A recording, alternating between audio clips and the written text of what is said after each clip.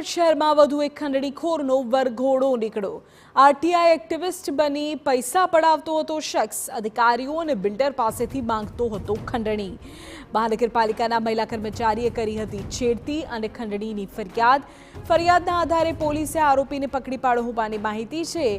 આરોપીને મુખલીસરા વિસ્તારમાં ફેરવીને તેની પાસેથી મંગાવી હતી। વિવિધ ઝોનના અધિકારીઓની પણ મંગાવી માફી।